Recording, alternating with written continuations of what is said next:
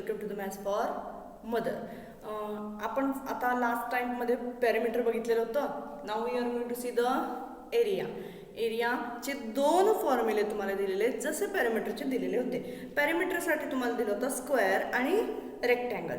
आता सुद्धा तुम्हाला स्क्वेअर आणि रेक्टँगलचाच फॉर्म्युला दिलेला आहे, तर तो फॉर्म्युला आपण आधी लक्षात घेऊया.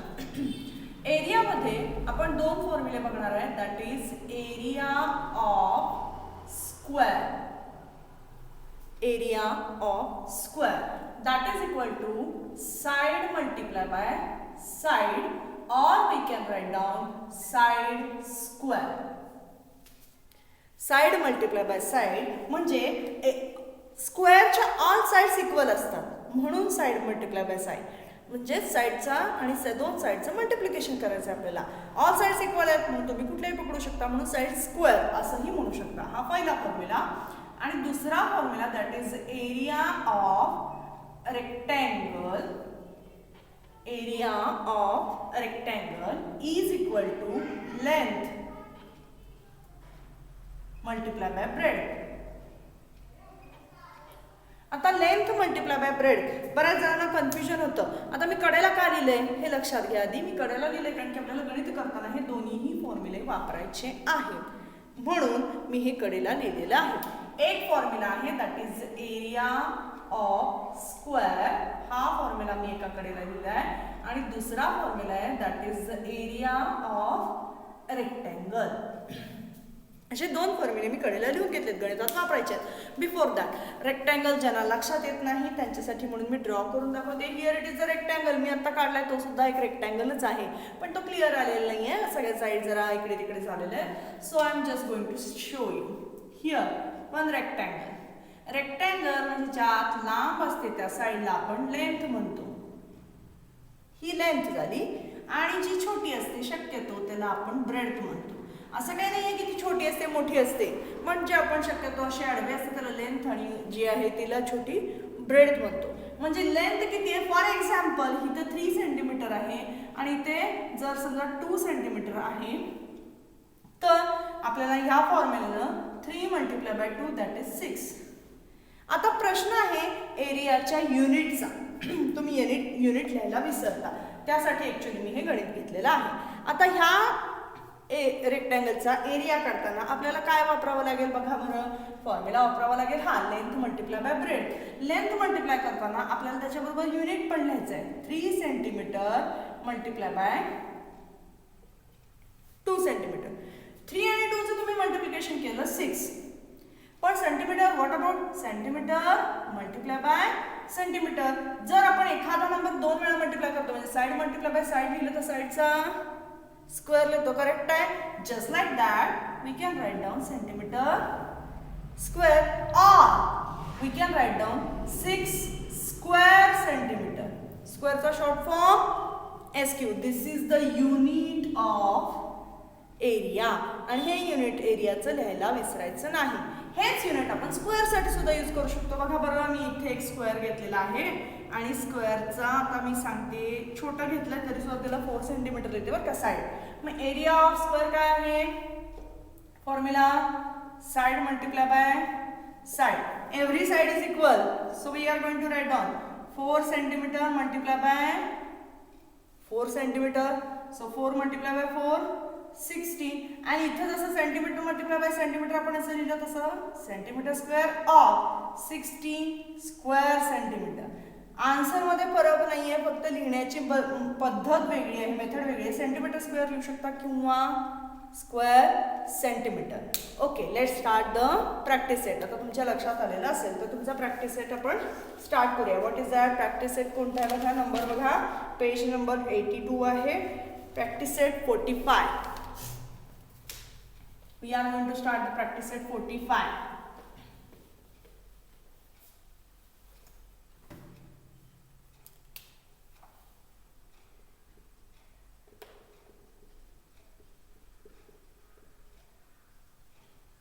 Okay, practice at 45. त्यामधला question first. What is the question first? See here.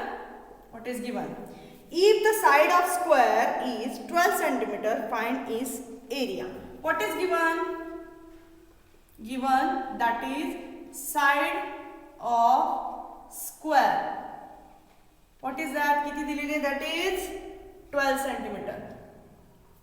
Okay, so we have to find out. To find काय आहे? टू फाइंड काय शोधायचं आहे आपल्याला?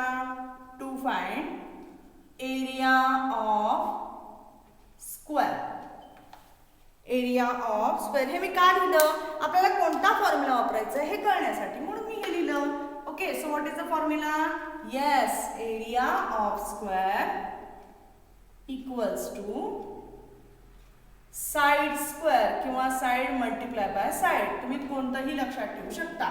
So side multiply by side. मग मला त्यात फॉर्म्युलामध्ये किमती भरायच्या आहेत. किती दिली आहे साइड आपल्याला?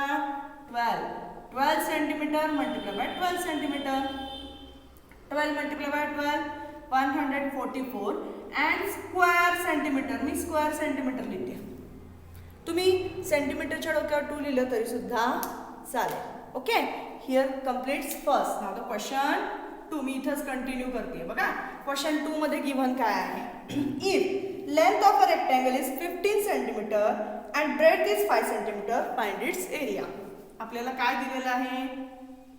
Length of rectangle is given. What is that? It is given that is 15 centimeter and breadth of rectangle. What is that? 5 centimeter. What we have to find out? To find area of rectangle. रेक्टँगलचा area आपल्याला find out करायचा आहे. So formula, what is the formula for this? Formula काय आहे? Area of square जसा लिहिलं तसं area of rectangle. Area of rectangle equals to length multiply by breadth. Okay, length किती दिलेली आहे आपल्याला? किती दिली आहे? 15 centimetre multiply by breadth 5 centimetre. 15 multiply by 5, yes it's 75. आणि जसं इथं लिहिलं मी SQCM तसा एरिया निघाला. ज्याला पाहिजे त्यांनी स्क्रीनशॉट घ्या.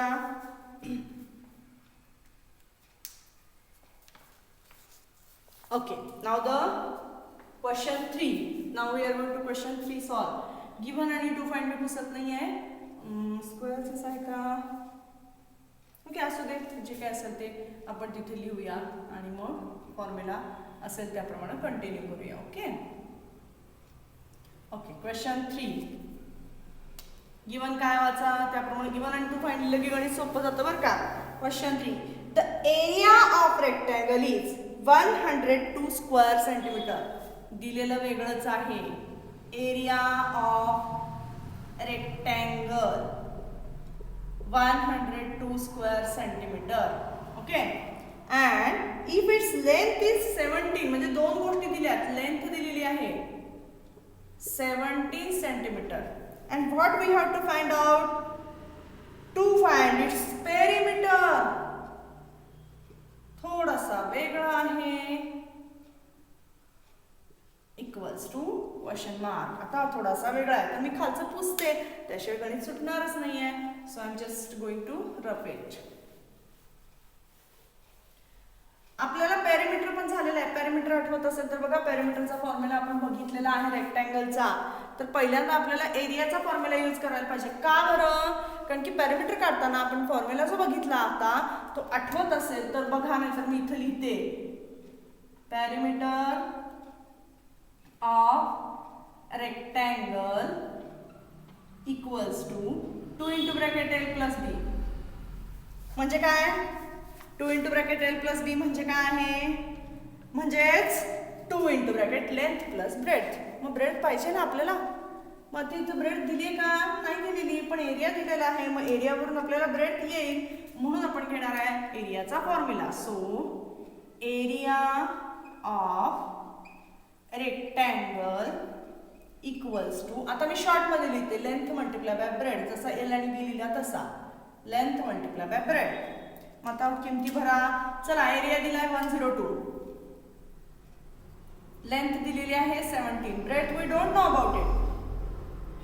ओके, आता तुम्ही म्हणाले स्क्वेअर सेंटीमीटरचं काय करायचं आहे, सेंटीमीटर मल्टिप्लाय बाय सेंटीमीटर इथं लिहिलं आणि इथं सेंटीमीटर लिहिलं मी. Okay, so 102 centimetre multiply by centimetre divided by 17 centimetre. 1 centimetre cancel झाला. 17च्या टेबलमध्ये 102 येते का? येस, इट्स अ 6 जा. ओके, सो 17 6 म्हणजे किती आलं, 6 इक्वल टू इथं ब्रेड राहिले ना 6 सेंटीमीटर, 1 सेंटीमीटर इकडे राहिलेला आहे, ब्रेड मिळालेली आहे आपल्याला. So now we can find out the perimeter by using the formula, that is perimeter of rectangle. Me P लिहिते, perimeter of rectangle equals to 2 into bracket L plus B. आता मला length पण माहिती आहे आणि ब्रेड पण माहिती आहे. बघा बरं लेंथ किती आहे, 2 into bracket length we have write down here 17 centimeter plus 6 centimeter, दोन्ही सेंटीमीटर आहे. 17 plus 6 23 and multiply by 2, that is 46. इथे सेंटीमीटर प्लस सेंटीमीटर आहे, मल्टिप्लाय नाही म्हणून सेंटीमीटर स्क्वेअर लिहायचा नाही. that is 46 centimeter. You can take a screenshot.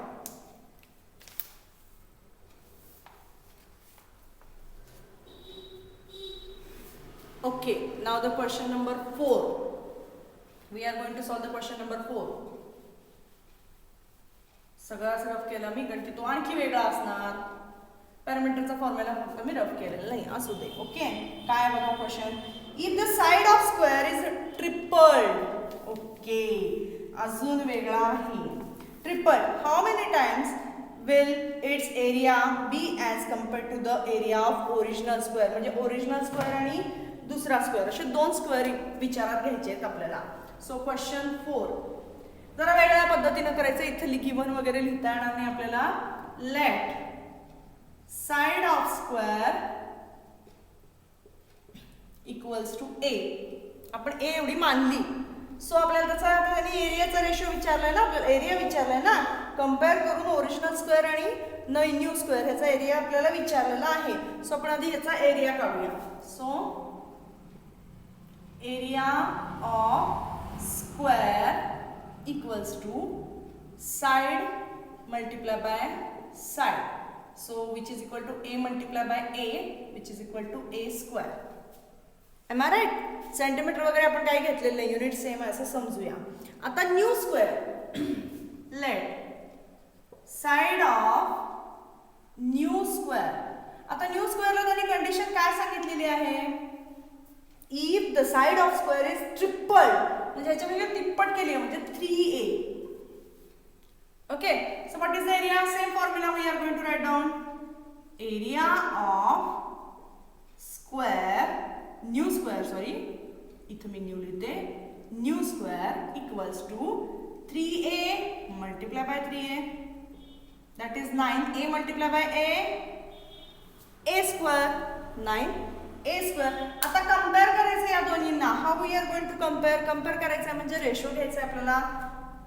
बघा त्याने काय विचारलंय, what how many times will be its area be compared to the original. म्हणजे नवीन ह्याचा एरिया कंपेअर करून ओरिजिनल ह्याला किती आहे ते बघायचं आहे. So area of new square divided by area of square. मी नुसता स्क्वेअर म्हणते, ओल्ड म्हणत नाहीये. सो न्यू स्क्वेअरचा एरिया किती आहे, 9a square upon area of original a square cancel. So what remains, so area of new square equals to, हा जो डिव्हायडेशन मध्ये आहे तो इकडे मल्टिप्लिकेशन मध्ये जाणार. 9 multiply by area of square, म्हणजे जुन्या स्क्वेअरच्या 9 टाइम्स येणार आहे एरिया. Okay, you can take a screenshot of this.